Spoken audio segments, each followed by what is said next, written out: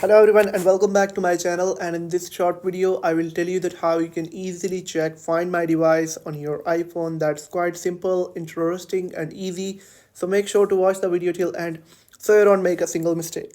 So I'm on my iPhone. You can follow the exact same steps whether if you're on a MacBook or a iPad. So let's get started. So first of all, you'll have to go to swipe right and then search for Find My and then tap on.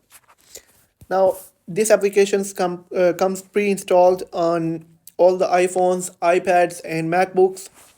Now, on the bottom, you'll find several options like people's friends, people, devices, items, and me. You'll have to tap on devices, and right here you'll find all the devices that have been linked with your Apple ID.